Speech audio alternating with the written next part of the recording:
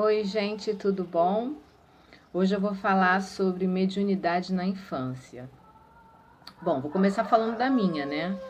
A minha infância foi uma infância normal, comum, sem muitas alterações, mas eu me lembro bem que acontecia algumas coisas comigo, como, assim, por volta dos meus 8, 9 anos de idade, que eu me lembro bem, é que eu sentia muita falta, muita saudade de alguma coisa que eu não conseguia explicar. Os meus pais, eles se separaram, eu tinha uns 7 anos de idade, então eu, às vezes, eu cheguei até a pensar que poderia ser, como eu fiquei com a minha mãe, né, poderia ser saudade até do meu pai, mas eu lembrava, eu me lembro bem que eu lembrava, pensava muito nas pessoas, né, que não estavam próximas. Começava pela minha mãe, que minha mãe trabalhava, eu pensava na minha mãe, não era, eu pensava no meu pai, não era, eu pensava nas pessoas, na minha família toda que não estava presente ali do lado, né, ali do meu lado, ou que eu não via há um tempo, e eu percebia que não era.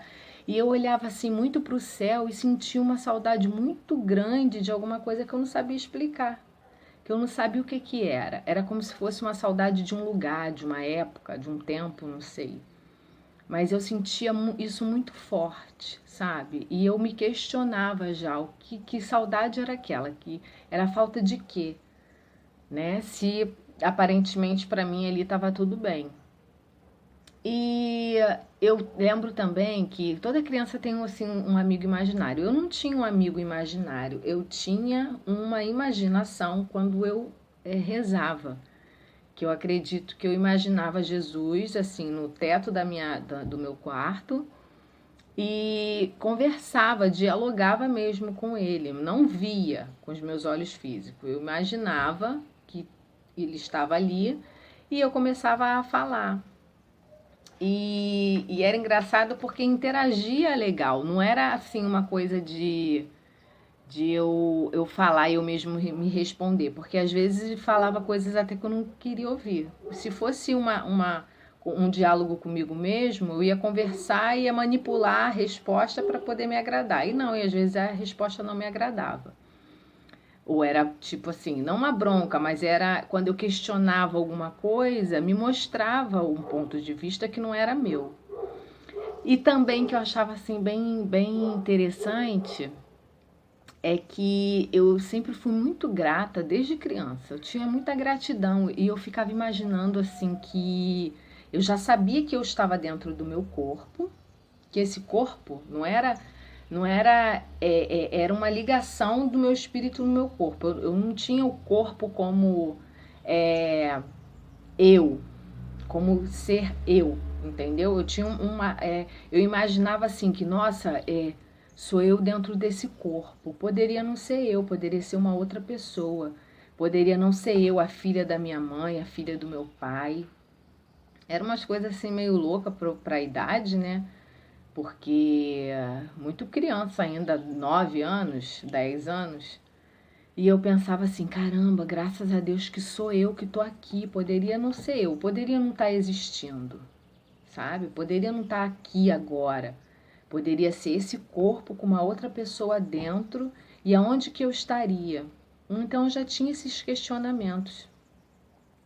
Então, assim, fora isso, a minha infância era normal, porque eu não via nada demais, eu não sentia nada demais. Agora, eu sempre questionei muito e sempre tive muita gratidão, porque eu achava que eu tinha uma vida maravilhosa. Eu não tinha uma vida de conforto, porque eu não vim de família rica, nem de família classe média. Eu vim de uma família normal, assim. Graças a Deus eu nunca passei fome, nunca passei necessidade, mas eu sou filha de pais separados. Nós fomos morar eu, minha irmã e minha mãe, nós fomos morar com os meus avós e ficamos lá por bastante tempo.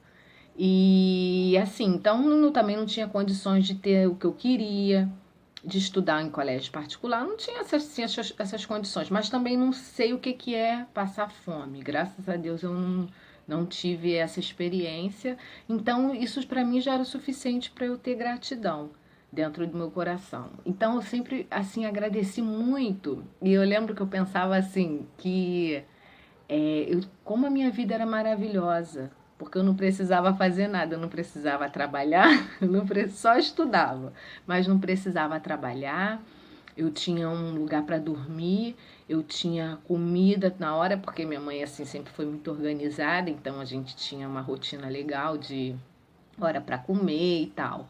Então eu achava isso assim maravilhoso, apesar de não ter condição de ter tudo que eu queria, que sim, que eu não tinha brinquedos maravilhosos, não podia fazer cursos, não fazia.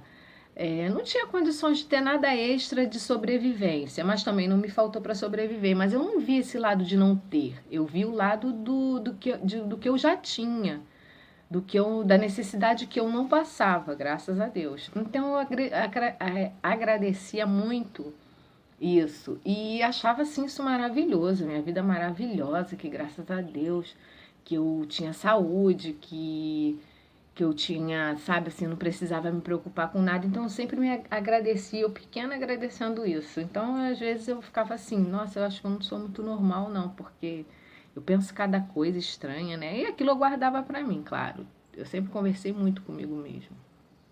E com mais alguém que acredito eu que devia ser mentores, alguma coisa, né? Alguma coisa que me falava na minha mente, que interagia comigo. Mas o que eu também percebi lendo e observando é que a mediunidade ela é hereditária. Por mais que ela se desenvolva cada um tempo diferente, por exemplo, uns na infância, outros na adolescência, outros na fase adulta, você já nasce médio, o teu corpo já é configurado para você, alterado, né?